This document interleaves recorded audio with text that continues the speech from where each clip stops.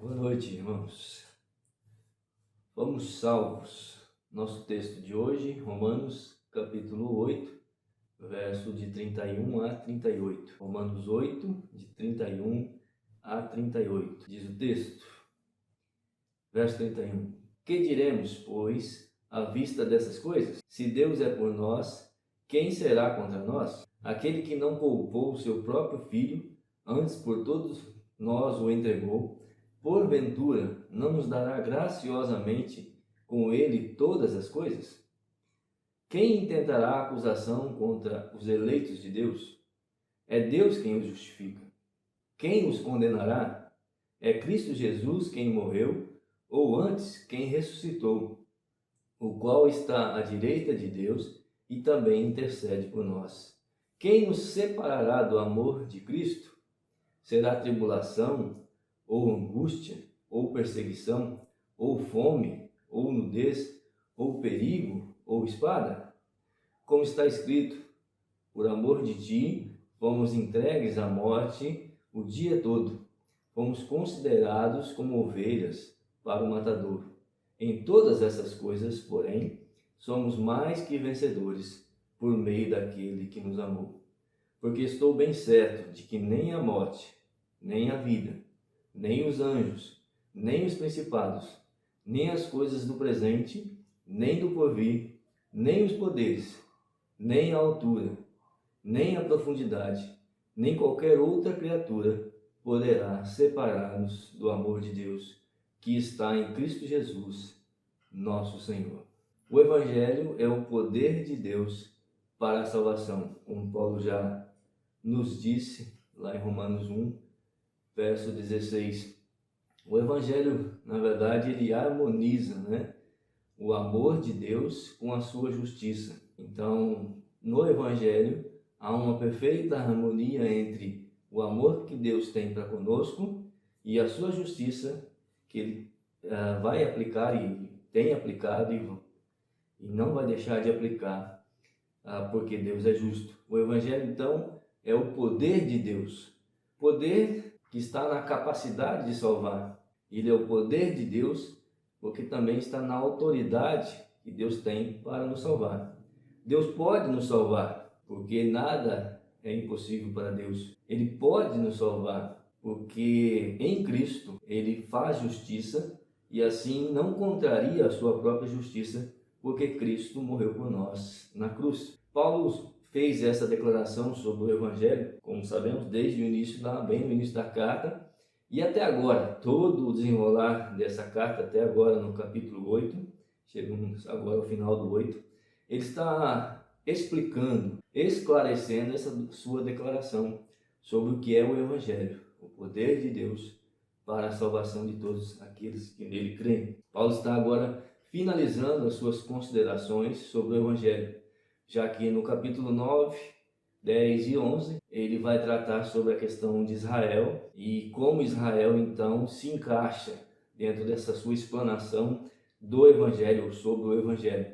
E faz também algumas considerações para nós. Depois do 12, capítulo 12 até o fim, ele vai trazer orientações práticas para a igreja de Cristo, ou seja, para como vivemos como igreja de Cristo nos nossos dias. Assim, agora no final do 8, então ele está terminando a sua explanação do Evangelho, o que é o Evangelho, e assim faz as suas considerações finais agora sobre o Evangelho. Nas suas considerações finais agora, capítulo 8 e final principalmente nos últimos versos agora do 8, Paulo está enfatizando duas doutrinas que nós estudamos no campo da teologia, que são a segurança de salvação e a perseverança dos santos. Segurança de salvação e perseverança dos santos, que na prática acabam se confundindo e tornam na prática em uma só, ou seja, tanto segurança de salvação como perseverança dos santos acabam se confundindo numa mesma questão, embora há algumas distinções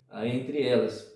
Duas doutrinas que geram, verdade, algumas discussões, algumas diferenças de opinião, que, na verdade, ao meu ver, as diferenças e as discussões são simplesmente por uma questão de ótica, ou seja, de ênfase, talvez por ver de maneira diferente, ou colocar uma ênfase diferente é que surjam as diferenças de opinião. O foco de Paulo aqui não é a certeza de salvação da nossa parte, não é a força que temos ou possamos ter de perseverar, mas sim o foco de Paulo está no agente da salvação, ou seja, Deus é o autor e consumador da salvação. E é esse o foco de Paulo. Paulo está falando do autor da salvação, do consumador da salvação. Nesse sentido, ele fala da segurança de salvação.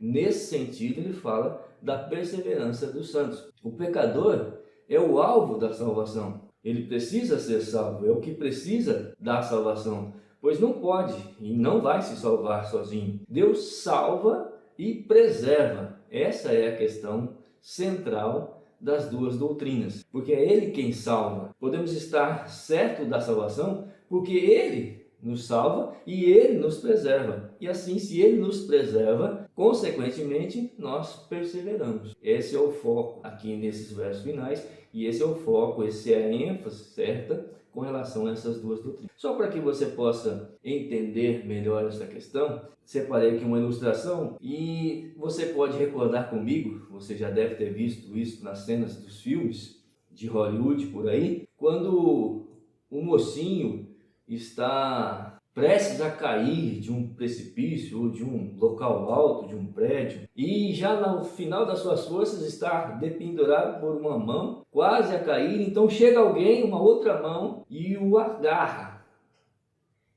pela sua mão, uma outra mão que aparece na cena, e agora duas mãos ficam ali no foco, no centro da cena, agarradas uma na outra, e alguém dependurado na cena. O que nós precisamos entender é que o foco, a cena, tem duas mãos, isso é verdade. Aparentemente, as duas mãos estão exercendo a mesma força, estão ali se agarrando com a mesma intensidade.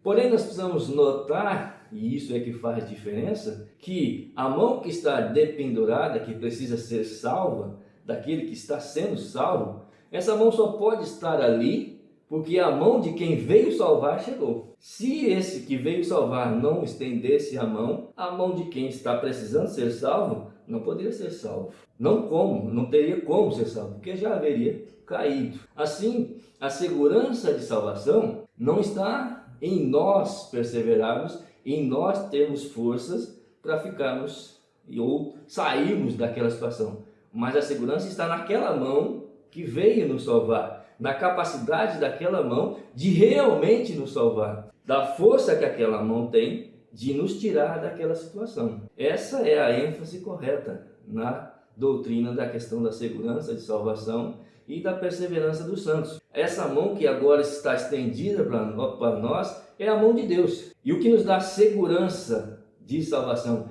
e nos leva a perseverar é que essa mão que nos pegou, a mão de Deus, ela não abre, ela não vai se abrir. É isso que Paulo está falando aqui. Podemos estar certos, seguros, perseverar, porque a mão que está nos salvando, a mão que está agarrada em nós, ela não abre, ela não vai abrir. Nós, porém, somos aqueles que estamos dependurados, estamos ali e temos que estar atentos, né? Porque quem está prestes a cair ou possivelmente pode cair, somos nós. Precisamos estar então atentos àquela mão que está nos segurando. Precisamos entender que a dor, o cansaço, qualquer outra dificuldade pode vir nos assolar, mas se a mão que nos segura não abre, então não vamos deixar de ser salvos. Até que realmente sejamos tirados ou daquela situação, vamos ter que estar atentos, vamos estar sempre olhando para a mão daquele que nos segura, para que ver se ela não abra. E a certeza que temos é que ela não se abre. Porque ele mesmo diz, nunca te deixarei, nunca te abandonarei. E tantas outras afirmações que nos tem na palavra de Deus, da parte de Deus, de que essa mão, ou seja, de que Deus não vai abrir sua mão e não vai deixar nos cair. Então, aí está a questão da certeza de salvação. Aí está a questão da perseverança dos santos. Pois o que nos cabe não é a questão de nós termos ou não termos uma certeza, ou se vamos perseverar, se há dúvida. O que precisamos entender é que aquele que nos segura, aquela mão que está estendida e veio nos salvar, ela não vai deixar nos cair. A graça de Deus, a fidelidade de Deus, o poder de Deus vai permanecer, não vai deixar-nos cair. Paulo está então tratando desse assunto agora nesses versos finais do capítulo 8 de Romanos, embora não é o final da carta, mas encerrando o assunto na sua explanação sobre o Evangelho. E não que Paulo não tenha tratado desse assunto durante todo o decorrer da sua explanação, mas agora ele finaliza com essa ênfase sobre essa questão da segurança de salvação, da questão da perseverança dos santos, porque essa, na verdade, é a finalidade da carta. Foi para isso que Paulo escreveu a carta. Foi para isso que Paulo está explicando todo o Evangelho. Para que aqueles irmãos de Roma, e Paulo sabia, e nós sabemos que eles passaram por muitas dificuldades, pudessem estar certos, seguros, que a mão de Deus estava estendida para eles e estava pronta para salvá-los e não ia deixá-los. Assim, Paulo está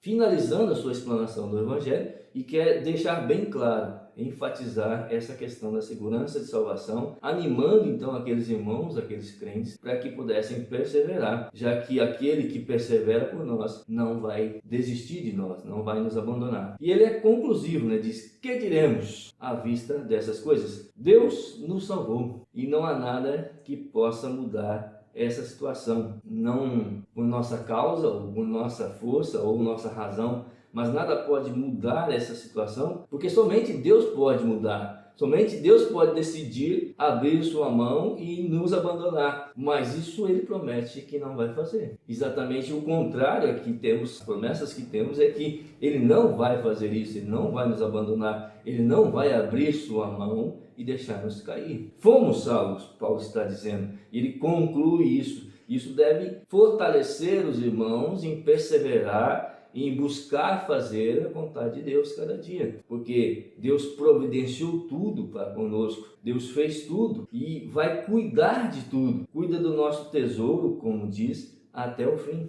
porque Ele é fiel. E não só fiel para conosco, mas Ele é fiel para com a sua própria palavra. E nenhum dos seus planos podem ser frustrados, pois está agindo não para a nossa glória, mas para a sua glória, para a sua própria glória. Assim, Paulo está encerrando esse assunto do Evangelho, aqui no final do capítulo 8, e essa é a mensagem central que ele quer transmitir. Segurança de que Deus realmente nos salvou, e salvos podemos viver como salvos, vivemos para a glória de Deus. É isso que ele está desafiando aqueles irmãos, e esse é o desafio que também temos, de vivermos para a glória de Deus. Independente das circunstâncias, das situações que vamos enfrentar, e ele vai falar aqui morte, dor, seja o que for, nada pode nos impedir de vivermos para a glória de Deus. Assim, Paulo trata agora da questão da certeza de salvação, nos primeiros versos, e depois finaliza falando da perseverança dos santos. Nessa noite eu gostaria de ver só com você, sobre essa questão da certeza de salvação, algumas ações da parte de Deus que nos dão essa certeza de salvação, a certeza de que Deus não vai nos abandonar, de que Deus não vai abrir sua mão e deixar-nos cair. A primeira ação que nós vemos no texto, no verso de número 31, é de que Deus é por nós. E diz o texto, verso 31, que diremos, pois, à vista dessas coisas? Se Deus é por nós, quem será contra nós? Embora o texto, na nossa versão no português, sugira alguma dúvida, ou deixe transmitir uma dúvida de que será que Deus é por nós, ou será que Deus não é por nós, não é esse o sentido do texto no original. O sentido no texto original é que Deus é por nós. E a dúvida é, será que tem alguém que possa ser contra nós? Ali que está a interrogação. O fato de alguém poder ser contra nós, se Deus é por nós.